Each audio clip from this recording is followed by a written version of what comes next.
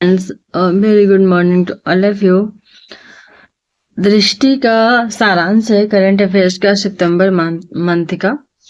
तो इसको हम लोग चलिए फटाफट पढ़ेंगे। यह मेंस पॉइंट ऑफ व्यू से भी इम्पोर्टेंट है और प्रीलिम्स के लिए भी है, और करंट की अपनी एक अलग से जो समझ बिल्डअप हो जैसे बाकी सब्जेक्ट की होती है, उसके लिए भी यह इम्पोर्टेंट है। तो चलिए बिना देर किए हम लोग स्टार्ट करते हैं। अंतर्राष्ट्रीय संबंध। सर बानी यशदीप। तो सर बानी यशदीप कहाँ है, क्या मैटर क्या हो गया कि यह न्यूज में आ गया। तो देखिए, अबू धाबी के सर बानी यशदीप पर स्थित प्राचीन स्थल से 1400 वर्ष पुराना एक ईसाई क्रॉस सलीब प्राप्त हुआ है। 1400 वर्ष पुराना। इराक और कुवैत में ऐतिहासिक चर्च ऑफ द ईस्ट से जुड़ी हुई ऐसी ही कलाकृतियां खाड़ी क्षेत्र में सांस्कृतिक सद्भाव की विरासत की ओर संकेत करती हैं। कहने का अर्थ ये है कि इराक और कुवैत में जो है एक चर्च ऑफ द ईस्ट, ठीक है, चर्च ऑफ द ईस्ट से जुड़ा जो ऐसी कलाकृतियां होती हैं, अर्थात जो ईसाई क्रॉस मिला है, सलीब उसका नाम था, ठीक है। तो ईसाई क्रॉस सलीब वहां से मिला है, ठीक। और यह जो है यह किसको डिनोट करता है, तो यह डिनोट करता है कि जो खाड़ी क्षेत्र गल्फ कंट्रीज है वहाँ किस तरह से सांस्कृतिक सद्भाव हुआ, मतलब सांस्कृतिक विकास हुआ है। और बहुत पहले पुराने मतलब 1400 साल पहले भी ये चीजें वहां पे देखने को मिलती है। कहाँ पे, तो सरबानी यशदीप। और सरबानी यशदीप कहाँ है, तो अबू धाबी, ठीक है, Abu Dhabi. Sarbani Yashdeep Abu Dhabi के अल दाफरा क्षेत्र के तट से दूर स्थित सबसे बड़ा द्वीप है। इसे वर्ष 1971 में एक प्राकृतिक अभ्यारण्य घोषित किया गया था और वर्तमान में यह अरेबियन वाइल्ड लाइफ पार्क है यहाँ पे। तो अलबानी जो है ना, दाफरा जो क्षेत्र है अबू धाबी के सरबानी, अलबानी सरबानी, सरबानी इस द्वीप अबू धाबी के अल दाफरा क्षेत्र। द्वीप कौन सा था, तो सरबानी। क्षेत्र कौन सा था, अल दाफरा। यहाँ पे एक अभ्यारण्य घोषित किया गया था कब, 1971 में। और यह वर्तमान में अरेबियन वाइल्ड लाइफ पार्क है यहाँ पे, ठीक है। तो अबू धाबी में अरेबियन वाइल्ड लाइफ पार्क है। यहाँ पे पशु जो होते हैं स्वतंत्र रूप से विचरण करते हैं और प्रजनन कार्यक्रम भी संचालित करते हैं।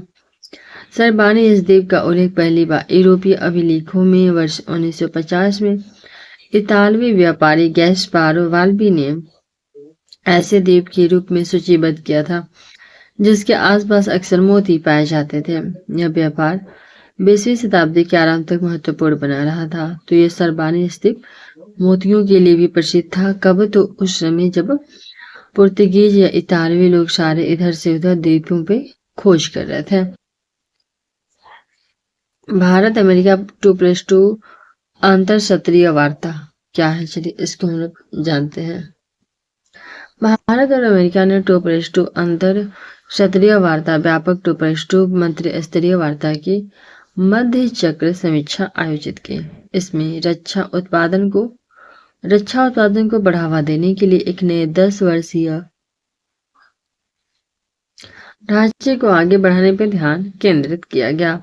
साथ ही व्यापार और ऊर्जा सुरक्षा को भी मजबूत किया गया। दोनों पक्षों ने ऊर्जा के सेक्टर में बात किया और 10 साल का जो है इनका इंफ्रास्ट्रक्चर उसको भी बढ़ाने का बात किया। और ऊर्जा को लेकर दोनों पक्षों ने America Bharat compact catalysing opportunities for military partnership, accelerated commerce and technology ढांचे के तहत सहयोग को मजबूत करने पर सहमति जताई और क्वाड के माध्यम से एक सुरक्षित, मजबूत और अधिक समृद्ध इंडो पैसिफिक के प्रति अपनी प्रतिबद्धता की पुनः पुष्टि की। यह इसलिए महत्वपूर्ण है क्योंकि भारत 2025 क्वाड लीडर्स समिट की मेजबानी करने वाला है, ठीक है। 2025 में क्वाड का मेजबानी भारत करेगा, क्वाड का मेजबानी भारत करेगा। इसमें अमेरिका, जापान, ऑस्ट्रेलिया एक मजबूत हिंद प्रशांत क्षेत्र के लिए अपनी प्रतिबद्धता की पुष्टि करेंगे, ठीक है। तो अमेरिका, जापान और ऑस्ट्रेलिया 2025 में भारत क्वाड का मेजबानी। 2+2 मंत्री स्तरीय वार्ता एक वार्षिक राजनयिक शिखर सम्मेलन है जिसकी शुरुआत वर्ष 2018 में भारत और अमेरिका के बीच में हुआ था। बाद में इसमें जापान, ऑस्ट्रेलिया, रूस और यूनाइटेड किंगडम को भी शामिल कर लिया गया। ठीक है, तो 2+2 वार्ता में पहले भारत अमेरिका शुरू किया, लेकिन अब इसमें जो भी क्वाड के कंट्री हैं जैसे कि ऑस्ट्रेलिया और जापान, ठीक है, तो जापान और ऑस्ट्रेलिया भी शामिल हैं। इसके अलावा दो एक्स्ट्रा आ गए, एक रूस और दूसरा इंग्लैंड। ठीक है, रूस और इंग्लैंड। भाग लेने वाले देशों के विदेश और रक्षा मंत्रियों की भागीदारी वाली इस वार्ता में द्विपक्षीय संबंधों को मजबूत करने एवं साझा सुरक्षा चिंताओं को दूर करने पर ध्यान केंद्रित किया जाएगा। जो भी परेशानियां हैं, जो भी प्रॉब्लम है, चिंताएं हैं दोनों देश का, उसको लेकर डिस्कशन किया जाएगा। नेक्स्ट है भारत फिजी संबंध। ठीक है, तो अब भारत फिजी संबंध क्या है। फिजी के प्रधानमंत्री ने अपनी 3 दिवसीय भारत यात्रा के दौरान भारत के प्रधानमंत्री के साथ द्विपक्षीय सहयोग को मजबूत करने हेतु वार्ता की। भारत ने फिजी की सेना के लिए प्रशिक्षण, उपकरण और क्षमता निर्माण उपलब्ध कराने, संयुक्त राष्ट्र शांति स्थापना अभियान, सैन्य चिकित्सा, शिपिंग, सूचना और आदान प्रदान एवं साइबर सुरक्षा पर सहयोग करने पर सहमति जताई।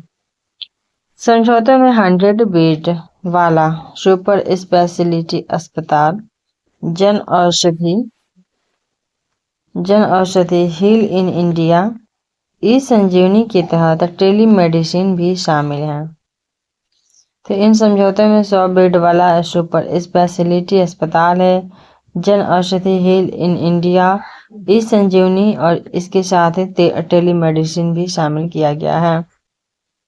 इन समझौतों में 100 बेड वाला सुपर स्पेशलिटी हॉस्पिटल है, जन औषधि हिल इन इंडिया है, ई संजीवनी के तहत टेलीमेडिसिन भी शामिल है। ठीक है, भारत फिजी संबंध में हिंदी संस्कृत अध्ययन भी है, मतलब हिंदी और वहाँ का संस्कृत अध्ययन भी है। जैसे गिरमिटिया भारतीय अनुबंधित जो श्रमिक हैं, इनकी मान्यता, खेल, पेशेवर छात्र गतिशीलता पे विशेष ध्यान दिया गया है। इसके अलावा इंडो पैसिफिक शांति के लिए संयुक्त दृष्टिकोण, भारत के संयुक्त सुरक्षा परिषद सदस्यता का समर्थन, आतंकवाद रोधी प्रयास, जलवायु कार्रवाई, सतत विकास, दक्षिण सहयोग, ये सभी भारत की एक्ट ईस्ट पॉलिसी और इंडो पैसिफिक ओशंस इनिशिएटिव्स को मजबूत तथा प्रशांत द्वीप देशों में चीनी प्रभाव को संतुलित करता है। भारत के प्रधानमंत्री ने फिजी के प्रधानमंत्री की ओशन ऑफ पीस पहल की सराहना की है, जिसका उद्देश्य एक स्थिर, सुरक्षित और सतत इंडो पैसिफिक क्षेत्र स्थापित करना है। फिजी जो है दक्षिण प्रशांत महासागर में स्थित एक देश और द्वीप समूह है। यह प्रशांत द्वीप देशों पैसिफिक आइलैंड कंट्रीज का हिस्सा है और न्यूजीलैंड के ऑकलैंड के उत्तर में स्थित है। इसमें 300 से अधिक द्वीप शामिल हैं और इनमें लगभग 100 पर जनसंख्या निवास करती है, जिनमें से लगभग 100 पे 300 से अधिक यहाँ पे द्वीप हैं और 100 द्वीपों से अधिक पे यहाँ पे जनसंख्या है। और ये है कहाँ पे स्थित, तो प्रशांत द्वीप में है और न्यूजीलैंड के ऑकलैंड के उत्तर में। ठीक है, न्यूजीलैंड ऑकलैंड के उत्तर में स्थित है फिजी। नेक्स्ट टॉपिक है संयुक्त राष्ट्र द्वारा गाजा में अकाल की घोषणा। संयुक्त राष्ट्र ने आधिकारिक रूप से गाजा में अकाल घोषित किया है, जिससे पश्चिम एशिया में पहला अकाल दर्ज हुआ है। संघर्ष और भोजन तक सीमित पहुंच के कारण 5 लाख से अत्यधिक लोग भूखमरी का सामना कर रहे हैं। इंटीग्रेटेड फूड सिक्योरिटी IPC अर्थात की integrated food security phase classification के अनुसार अकाल वह अवस्था जिसमें 5 में से कम एक परिवार भोजन की गंभीर कमी से पीड़ित हो, भूखमरी और निर्धनता झेल रहा हो। इसका परिणाम बच्चों और वयस्कों में तीव्र कुपोषण, मृत्यु के अत्यंत गंभीर स्तर के रूप में सामने आते हैं। आईपीसी फेज 5 आईपीसी की तीव्र खाद्य असुरक्षा पैमाने का सबसे उच्च चरण है। इसे तब घोषित किया जाता है जब किसी क्षेत्र में कम से कम 20% परिवार गंभीर खाद्य असुरक्षा से प्रभावित हो। 5 वर्ष से कम आयु के कम से कम 30% बच्चे 5 साल से जो कम के 30% बच्चे हैं वो तीव्र कुपोषण से ग्रस्त हों और प्रतिदिन 10,000 लोगों पर कम से कम 2 लोगों की मृत्यु हो रही हो। कितना खतरनाक है आईपीसी फेज 5। तो आईपीसी फेज 5 की घोषणा तब होती है जब प्रति 10,000 पे 2 लोग का डेली कुपोषण से खाने की कमी की वजह से मृत्यु हो रहा हो। 30% बच्चे जो 6 साल 5 साल से कम है वो कुपोषित हो और पूरे एरिया में 20% परिवार कुपोषित हो। अकाल का कारण इजराइल हमास संघर्ष में तीव्र वृद्धि, बड़े पैमाने पर विस्थापन और मानवीय वाणिज्यिक खाद्य आपूर्ति पर गंभीर प्रतिबंध। तो जो वाणिज्यिक खाद्य आपूर्ति था उस पर भी प्रतिबंध लगा दिया गया है और मानवीय जो सहायता है, विस्थापन है, ये सब रीजन भी एक माना जाता है।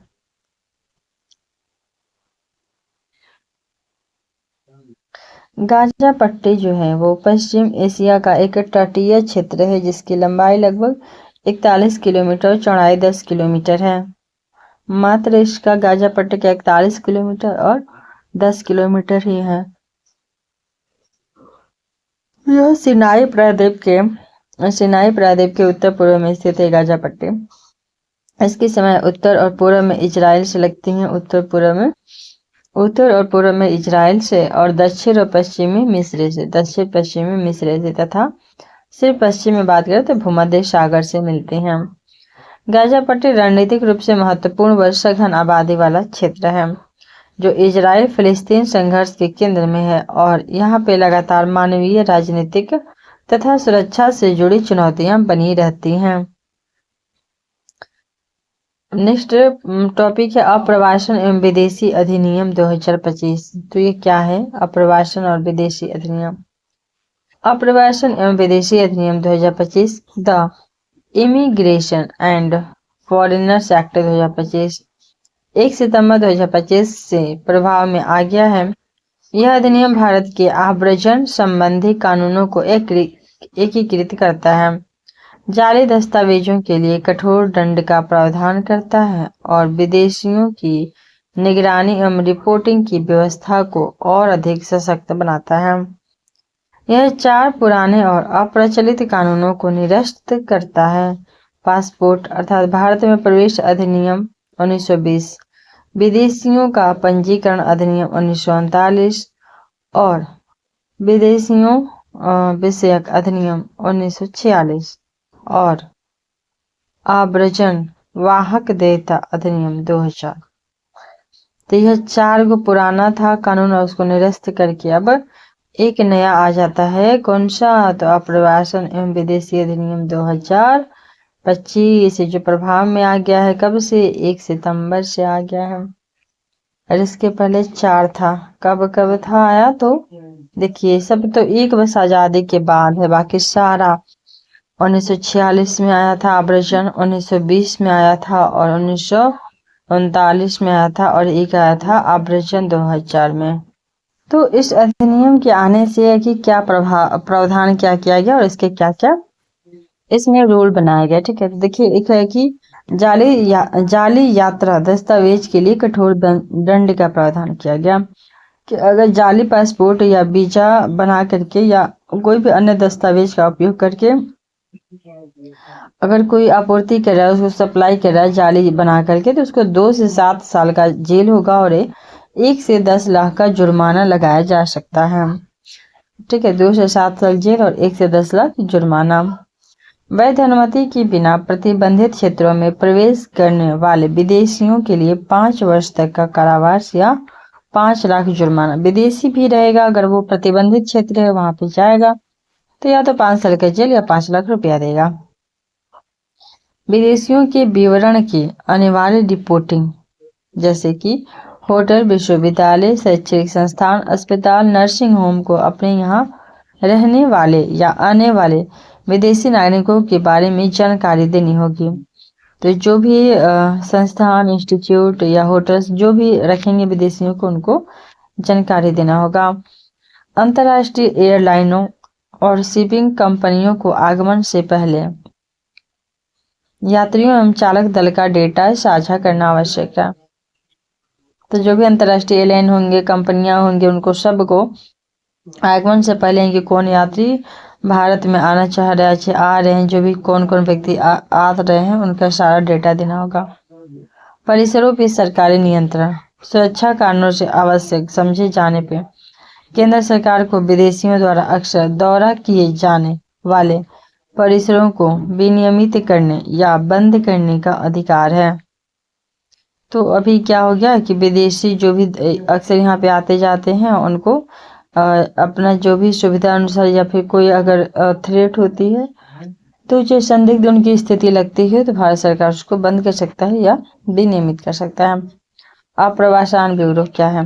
तो यह अधिनियम अप्रवासन ब्यूरो जो वर्ष 1971 में खुफिया ब्यूरो के तहत स्थापित किया गया था, इसको कानूनी मान्यता प्रदान करता है। जैसे ब्यूरो को अवैध विदेशियों की पहचान करने, उन्हें हिरासत में लेने और देश से निर्वासित करने तक का अधिकार मिल गया है। अप्रवासन ब्यूरो के तहत जो खुफिया विभाग था, उस संदिग्ध स्थिति में किसी विदेशी को हटा सकता है, बाहर निकाल सकता है, गिरफ्तार भी कर सकता है। तो अंतर्राष्ट्रीय जो संबंध थे वो सारे खत्म हो गए। अभी हम लोग पढ़ेंगे क्या? तो भूगोल एवं आपदा प्रबंधन। ठीक है, बहुत छोटा सा है, सारांश ही है। तो भूगोल एवं आपदा प्रबंधन, ठीक है। तो गंगोत्री हिमनद, गंगोत्री हिमनद के बारे में क्या मैटर है? तो देखिए, जो IIT है ना, भारतीय प्रौद्योगिकी संस्थान, यह इंदौर और अंतर्राष्ट्रीय एकीकृत पर्वतीय विकास केंद्र international centre for integrated mountain development Nepal द्वारा किए गए अध्ययन से ज्ञात होता है कि गंगा के प्राथमिक स्रोत गंगोत्री हिमनद तंत्र GGS ने वर्ष 1980 और 2020 के बीच बढ़ते तापमान एवं जलवायु परिवर्तन के कारण अपनी हिमविघल प्रवाह और स्नो मेल्ट फ्लो में करीब 10% की गिरावट दर्ज देखने को मिली है इन 40 सालों में। ठीक है, तो कहाँ पे? तो जहाँ से इसका ओरिजिनेट होती है, गंगोत्री हिमनद से। और IIT इंदौर ने और नेपाल का एक है ICIMOD, ये दोनों मिल करके अध्ययन किए थे। हिमालय हिमनद औसतन 46 सेंटीमीटर जो है वो प्रति वर्ष की दर से संकुचित हो रहे हैं। ये 46 सेंटीमीटर प्रति वर्ष जो है संकुचित हो रहे हैं। और गंगोत्री का मुख्य स्नोट लगातार पीछे हट रहा है। वर्षा अपवाह और आधार प्रवाह में वृद्धि जलवायु जनित जल विज्ञानी परिवर्तनों का संकेत देती है। केंद्रीय जल आयोग CWC के अनुसार हिमालयी क्षेत्र में हिमनदीय झीलों व अन्य जल निकायों का क्षेत्रफल वर्ष 2011 से लेकर 2024 के बीच 10.81% बढ़ा है। उत्तरकाशी उत्तराखंड में स्थित गंगोत्री हिमनद हिमालय के सबसे बड़े हिमनदों में से एक है, जो चौखंबा श्रेणी की उत्तरी ढलानों से उद्गमित होता है। ठीक है, तो उत्तराखंड के जो भी गंगोत्री हिमनद है वो किस श्रेणी से निकलता है? तो चौखंबा श्रेणी। ठीक है, चौखंबा श्रेणी। और जो जल आयोग है ना, CWC, इसके अनुसार 11 से 24 के बीच में 10.81% बढ़ा है। ठीक है, हिमनदीय झील और इनका क्षेत्रफल। यह एक संयुक्त घाटी हिमनद है जिसे रक्तवर्ण, चतुरंगी और स्वच्छंद जैसे कई सहायक हिमनद पोषित होते हैं। इसे शिवलिंग, थैलई सागर, मेरू, भागीरथ तृतीय जैसे पर्वत शिखरों से पोषण भी मिलता है। यह गौमुख पर समाप्त होता है, जहां से भागीरथी नदी का उद्गमित होती है, जो आगे चल करके अलकनंदा से मिलकर देवप्रयाग में गंगा का सृजन करती है। तो यह गौमुख पे समाप्त हो जाता है, यहाँ से भागीरथी निकलती है और वहां जाके आगे अलकनंदा से मिलके देवप्रयाग में गंगा बनती है। तो अलकनंदा में मिलता है गंगा, भागीरथी और अलकनंदा। ठीक है, तो देवप्रयाग में कहाँ मिलता है? भागीरथी और अलकनंदा। जब भागीरथी और अलकनंदा जैसे ही मिलता है, यह गंगा बन जाती है। कहाँ पे? देवप्रयाग में। गंगोत्री राष्ट्रीय उद्यान वर्ष 1989 में स्थापित। इस राष्ट्रीय उद्यान में गौमुख या गंगा का उद्गम स्थल और प्रसिद्ध गौमुख तपोवन ट्रेक आदि उल्लेखनीय स्थल शामिल हैं। यहाँ पे घने समशीतोष्ण शंकुधारी वन भी पाए जाते हैं, जिनमें चीड़, देवदार, फर, स्प्रूस, ओक और रोडोडेंड्रॉन शामिल हैं। साथ ही यह उद्यान कई दुर्लभ और संकटग्रस्त प्रजातियों का पर्यावास भी है, जैसे भरल, हिमालय की नीली भेड़, काला भालू, भूरा भालू, हिमालयन मोनाल, हिमालयन स्नोकॉक, हिमालयन तहर, कस्तूरी मृग, हिम तेंदुआ इत्यादि। अफगानिस्तान में विनाशकारी भूकंप। अफगानिस्तान 6.0 तीव्रता के भूकंप से प्रभावित हुआ। इसमें 800 से अधिक लोगों की मृत्यु हो गई, जिससे यह स्पष्ट होता है कि देश भूकंपीय खतरों के प्रति अत्यधिक संवेदनशील है। अफगानिस्तान उन देशों में से एक है जो भूकंप के प्रति अत्यधिक संवेदनशील है, क्योंकि यह भारतीय और यूरेशियन प्लेटों के टकराव क्षेत्र में स्थित है। ठीक है, तो भारतीय और यूरेशियन प्लेट के टकराव में स्थित है अफगानिस्तान। अफगानिस्तान में आने वाले कई भूकंप उथले केंद्र वाले भूकंप होते हैं, जिससे ऊर्जा सीधे सतह पे मुक्त होती है और उसके कारण गंभीर नुकसान झेलने को मिलता है। तो यहाँ पे देखिए प्रमुख भूकंप क्षेत्र कौन कौन से हैं। हिंदू कुश, उत्तरी अफगानिस्तान। तो भारतीय प्लेट के लिथोस्फीयर के डूबने के कारण यह क्षेत्र सतही और गहरे दोनों प्रकार के भूकंपों के लिए जाना जाता है। हिंदू कुश क्षेत्र, जो अफगानिस्तान, बांग्लादेश, भूटान, चीन, भारत, नेपाल, म्यांमार और पाकिस्तान में फैला है, अल्पाइड बेल्ट का हिस्सा है। अल्पाइड बेल्ट का हिस्सा है, जो सरकम पैसिफिक बेल्ट के बाद विश्व का दूसरा सबसे भूकंपीय सक्रिय क्षेत्र है। जो सरकम पैसिफिक बेल्ट है, उसके बाद कौन सा बेल्ट आता है सेकेंड नंबर पे? तो अल्पाइड बेल्ट आता है। ठीक है, सरकम पैसिफिक के बाद अल्पाइड बेल्ट आता है। वर्ष 1900 के बाद से हिंदू कुश क्षेत्र में 7 तीव्रता से अधिक के 12 भूकंप आए हैं। ठीक है, तो हिंदू कुश जो है उत्तरी अफगानिस्तान, इस क्षेत्र में 7 तीव्रता से अधिक के 12 भूकंप आए हैं, जो इसकी उच्च भूकंपीय सक्रियता को दर्शाते हैं। सुलेमान रेंज। तो दक्षिण पूर्वी अफगानिस्तान और पश्चिमी पाकिस्तान विनाशकारी उथली प्रक्षेपित भ्रंश भूकंपों से युक्त है। कौन सा रेंज? तो सुलेमान रेंज, जो कहाँ स्थित है?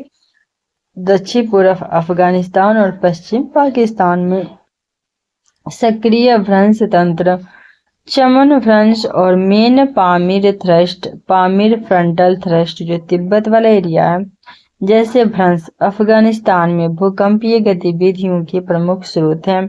तो जो भ्रंश में कुछ भी गतिविधि होती है, उथल पुथल होता है, जैसे कि चमन भ्रंश सक्रिय है, पामीर थ्रस्ट तो ये भी सक्रिय है, चमन और पामीर दोनों सक्रिय है, इनकी वजह से भी होता है। अफगानिस्तान जो है दक्षिण मध्य एशिया में स्थित एक स्थलरुद्ध लैंडलॉक्ड बहुजातीय देश है। इसकी राजधानी काबुल है और इसकी सीमाएं Pakistan, Bharat, Iran, Turkmenistan, Uzbekistan, Tajikistan और चीन से लगती है। इसका भू आकृतिक स्वरूप मुख्यतः हिंदू कुश पर्वत से प्रभावित है, जिसमें खैबर दर्रा और सीबर दर्रा जैसे महत्वपूर्ण मार्ग हैं। तो हिंदू कुश पर्वत, जिसमें खैबर और सीबर दर्रा हैं। तो ये टॉपिक भी खत्म होता है। अब नेक्स्ट है पूर्ण चंद्र ग्रहण और ब्लड मून। 7 सितंबर 2025 को हुई पूर्ण चंद्र ग्रहण की घटना में चंद्रमा जो है पृथ्वी की छाया के कारण तांबे के लाल रंग में दिखाई दिया था। ब्लड मून से तात्पर्य है चंद्रमा का लाल या तांबे जैसे रंग से है और यह केवल पूर्ण चंद्र ग्रहण के दौरान ही दिखता है, जो वर्ष में 2 से 3 बार आता है। ठीक है, तब ब्लड मून है ना, इसके कारण ही चंद्रमा का लाल और तांबे जैसे रंग होते हैं और यह केवल पूर्ण चंद्र ग्रहण के समय ही दिखता है और जो पूर्ण चंद्र ग्रहण है वर्ष में 2-3 बार आता है। पूर्ण चंद्र ग्रहण तब होता है जब चंद्रमा पूरी तरह से पृथ्वी की गहन छाया अम्बरा से होकर गुजरता है। तो पूर्ण चंद्र ग्रहण कब लगता है? तो पूर्ण चंद्र ग्रहण तब लगता है जब चंद्रमा जो है पूरी तरह से पृथ्वी की छाया में होता है। इस समय पृथ्वी, सूर्य और चंद्रमा एक सीधी में आ जाते हैं। इस टाइम जो पृथ्वी है, सूर्य है और चंद्रमा है, ये सब तीनों के तीनों एक सीधी में होते हैं। इससे क्या होता है? तो सूर्य का जो प्रत्यक्ष प्रकाश है पूरी तरह से अवरुद्ध हो जाता है। पूर्ण चंद्र ग्रहण के दौरान पृथ्वी सीधे सूर्य के प्रकाश को चंद्रमा तक पहुंचने से रोक देती है। हालांकि सूर्य का प्रकाश पृथ्वी के वायुमंडल से गुजरता है, जहां यह मुड़ता या अपवर्तन और बिखरता है। प्रकाश की नीली तरंग दैर्घ्य बिखर जाती है, जबकि लाल और नारंगी जो है वो तरंग दैर्घ्य गुजरकर चंद्रमा की सतह पे पहुंचती है। इससे चंद्रमा को इसकी विशिष्ट गहरा लाल या लाल नारंगी रंग प्राप्त होता है। तो वैसे तो पृथ्वी अवरुद्ध कर देती है, लेकिन उससे जो किरण है ना, वो वायुमंडल वाली जो किरण है लाल और नारंगी, तो ये चली जाती है चंद्रमा पे। नेक्स्ट टॉपिक है अफीम की खेती हेतु वार्षिक लाइसेंसिंग नीति 2025-26। केंद्र सरकार ने मध्य प्रदेश, राजस्थान, उत्तर प्रदेश में 25-26 के लिए अफीम की खेती हेतु वार्षिक लाइसेंसिंग नीति की घोषणा की है। इसके पात्र किसान की संख्या अब बढ़ती जा रही है और बढ़ के 1.21 लाख हो गई। इसे चिकित्सा और उपशामक उपयोग के लिए अल्कलॉइड की निरंतर आपूर्ति बनाए रखने हेतु डिजाइन किया गया। साथ ही सरकारी कारखानों के माध्यम से अफीम एवं अल्कलॉइड उत्पादन में आत्मनिर्भरता को बढ़ावा दिया जा रहा है। यह नीति पात्रता नियम निर्धारित करती है। उच्च प्रदर्शन करने वाले किसानों के लिए प्रोत्साहन भी दी जाती है तथा प्रदर्शन मानकों को पूरा न करने वाले किसान को विनियमित करती है। अफीम पोस्त क्या है? पाइपेवर सोमनिफेरम एल। पाइपेवर सोमनिफेरम एल या अफीम पोस्त क्या है? तो अफीम पोस्त है एक वार्षिक औषधीय जड़ी बूटी है। वार्षिक औषधीय जड़ी बूटी है जो पैपावरेसी कुल से संबंधित है। यह पैपावरेसी कुल संबंधित है। यह अफीम जो है गोंद का प्राथमिक स्रोत है। ठीक है, पाइपेवर सोमनिफेरम जो है अफीम गोंद का प्राथमिक स्रोत है, जिसमें मॉर्फिन, कोडीन और थेबाइन जैसे एल्केलाइड होते हैं। अफीम पोस्त का आधुनिक चिकित्सा में दर्द निवारक, खांसी की दवा एवं ऐंठन रोधी के रूप में व्यापक रूप से उपयोग किया जाता है। औषधीय उपयोग के अलावा इसे खाद्य बीज तेल के लिए भी उगाया जाता है। समशीतोष्ण जलवायु में इस फसल की सबसे अच्छी वृद्धि होती है। समशीतोष्ण जलवायु में और उष्णकटिबंधीय क्षेत्र में शीत ऋतु में खेती संभव है। किसकी? तो अफीम की। खेती के लिए अच्छी जल निकासी वाली उपजाऊ हल्की काली या दोमट मिट्टी की आवश्यकता होती है। इसका पीएच लगभग 7 हो जाता है। पाला, शुष्क परिस्थितियां, बादली या वर्षा वाला मौसम अफीम की उत्पादन मात्रा और गुणवत्ता दोनों को कम कर देता है। भारत एकमात्र ऐसा देश है जो नारकोटिक ड्रग्स पे संयुक्त राष्ट्र कन्वेंशन 1961 के तहत गोंद अफीम के उत्पादन के लिए अधिकृत है। 11 अन्य देश अफीम पोस्त की खेती करते हैं। 11 और भी देश, लेकिन वे गोंद नहीं निकालते हैं और गोंद निकालने वाला भारत पहला बन गया है। भारत में अफीम पोस्त की खेती 10वीं शताब्दी से की जा रही है। 16वीं शताब्दी में मुगल काल के दौरान इस पे संघीय एकाधिकार फेडरल मोनोपोली बन गई। वर्ष 1773 से यह ब्रिटिश शासन के अधीन आ गया और वर्तमान में भारतीय सरकार द्वारा नियंत्रित की जाती है इसको। नेक्स्ट टॉपिक है वर्ष 2025 में ला नीना। विश्व मौसम विज्ञान संगठन WMO के अनुसार ला नीना मौसम की घटना सितंबर और नवंबर 2025 के बीच वापस आ सकती है। ला नीना एक प्राकृतिक जलवायु घटना है जो तब होती है जब मध्य और पूर्वी प्रशांत महासागर जो है सतही जल असामान्य रूप से ठंडा हो जाता है। ठंडा क्योंकि सामान्य से अधिक तेजी हवाएं गर्म जल को पश्चिमी प्रशांत एशिया और ऑस्ट्रेलिया के पास की ओर धकेलती हैं। जब तेज हवाएं जो हैं पश्चिम की तरफ एशिया और ऑस्ट्रेलिया की ओर धकेलती हैं तो यह अल नीनो के विपरीत है। ठीक है, ला नीना जो है वो अल नीनो के विपरीत है, जो उसी क्षेत्र में असामान्य रूप से गर्म समुद्री सतह के तापमान की विशेषता है। तो जैसे ला नीना ठंडी की विशेषता है, उसी तरह से अल नीनो गर्मी समुद्री सतह। तो ला नीना में पूर्वी क्षेत्र के समुद्र जो है प्रशांत के वो बहुत ज़्यादा ठंडे हो जाते हैं, लेकिन अल नीनो में बहुत ज़्यादा गर्म हो जाते हैं। भारत में ला नीना जो है दक्षिण पश्चिम मानसून की वर्षा को बढ़ाता है, जिससे खरीफ फसलों को लाभ मिलता है और नदियों, झीलों और भूजल का स्तर बढ़ता है। हालांकि अत्यधिक या असमान वर्षा असम और बिहार जैसे निचले इलाकों में बाढ़ और जल भराव का कारण बन सकती है।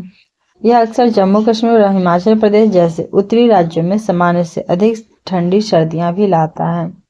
कौन? तो ला नीना। यहाँ पे दिया है दोनों में क्या है, दोनों में किस प्रकार से डिफरेंस है। तो महासागरीय स्थिति, तो देखिए अल नीनो जो है वो मध्य एवं पूर्वी उष्णकटिबंधीय प्रशांत महासागर में समुद्र सतह का तापमान बढ़ जाता है और ला नीना भी उसी एरिया का है, लेकिन यहाँ पे समुद्र का तापमान जो है वो घट जाता है। व्यापारिक पवनें क्या होती हैं? तो देखिए जो है अल नीनो में जो होती हैं क्या होती हैं, कमजोर हो जाती हैं या विपरीत चलने लगती हैं, जिससे गर्म जल जो है वो पूरब की ओर बढ़ जाता है। वहीं जब ला नीना का बात करें तो यहाँ पे पवनें मजबूत हो जाती हैं, जिससे गर्म जल एशिया की ओर पश्चिम दिशा में प्रवाहित होता है। ठीक है, क्योंकि जो पूरब के जो प्रशांत एरिया वाले सेक्टर हैं अमेरिका तरफ के, तो उधर ठंडे हो जाता है, तो जो गर्म जल है तो वो अपने तरफ से साइड करेगा, तो साइड किधर करेगा? एशिया की तरफ करेगा, पश्चिम दिशा में करेगा ला नीनो। और वहीं अल नीनो क्या कर रहा था कि इधर गर्म ऑलरेडी था, तो वो गर्म था तो इधर से जो और ज्यादा थी ना पश्चिम पूरब साइड की ऑस्ट्रेलिया तरफ की हवाएं, तो वो उल्टा जा रही थी किधर? तो ये उल्टा जा रही थी अमेरिका तरफ जा रही थी और ये अल नीनो कहलाता है। वैश्विक मौसम प्रभाव, पश्चिमी दक्षिण अमेरिका और उत्तरी अमेरिका के दक्षिण भाग में बाढ़, ऑस्ट्रेलिया, दक्षिण पूर्व एशिया और भारत के कुछ हिस्सों में सूखा देता है। ला नीना निगेटिवली इफेक्ट करता है, वहीं अल नीनो निगेटिवली इफेक्ट करता है। वहीं ला नीना क्या करता है कि भारत, दक्षिण पूर्व एशिया, ऑस्ट्रेलिया में बाढ़, पश्चिम दक्षिण अमेरिका और अमेरिका के दक्षिणी भाग में सूखा कराता है। अब इसी के साथ दो जो टॉपिक था ना, अब यहाँ पर भारतीय समाज सामाजिक न्याय स्टार्ट हो गया, तो जो ज्योग्राफी था वो भी खत्म हो गया और इसके अलावा एक क्या था, अंतर्राष्ट्रीय संबंध का सारांश, तो वो भी खत्म हो गया। तो चलिए दो टॉपिक हम लोग का कंप्लीट हो गया, तो हम लोग मिलेंगे नेक्स्ट वीडियो में नेक्स्ट टॉपिक के साथ। Thanks for watching.